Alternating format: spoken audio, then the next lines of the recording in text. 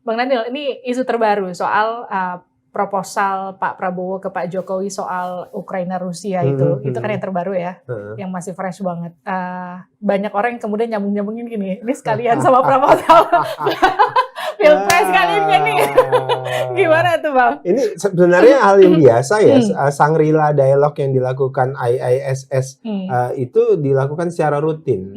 Nah, itu adalah forum diskusi. Nah, forum diskusi itu alhamdulillahnya Pak Prabowo hampir setiap tahun itu menjadi speaker dan selalu dapat atensi yang luas dari seluruh dunia. Kan yang hadir itu ada stakeholder pertahanan, bidang pertahanan. Dan Pak Prabowo menyampaikan pandangan-pandangan beliau. Tentu seluruh pandangan Pak Prabowo itu berpijak pada konstitusi kita. Apa itu? Politik bebas aktif, kemudian di satu sisi fakta, kita tidak menganut fakta pertahanan dan tidak ikut fakta pertahanan dimanapun dan dengan siapapun, dan itu ditunjukkan. Dan Pak Prabowo bicara pada saat itu tentu pijakannya adalah kita ingin mendorong perdamaian di dunia.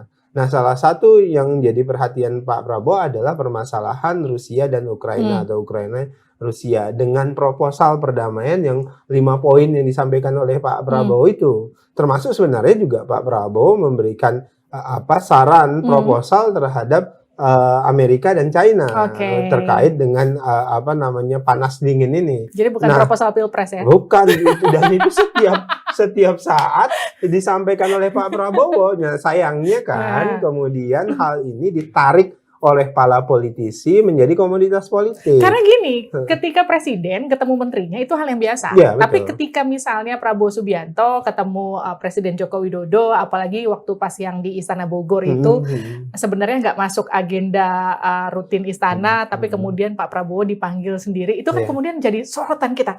Wah, jangan-jangan sudah ada instruksi langsung untuk Pilpres atau gimana gitu. Pak Presiden itu senang diskusi tentang geopolitik dan geostrategis dengan Pak Prabowo, karena terus terang Pak Prabowo punya literasi yang baik terkait dengan geopolitik dan geostrategis. Makanya kemudian beliau suka menjadi rujukan pembicaraan dan dialog bidang pertahanan di luar negeri, dan itu memang basis keilmuan dan kapasitas Pak Prabowo. Jadi diskusi dengan presiden itu ya banyak sekitar itu begitu. Nah, kalau kemudian saya bohong kalau saya tidak menyebutkan tidak ada politik, pasti ada diskusi politik.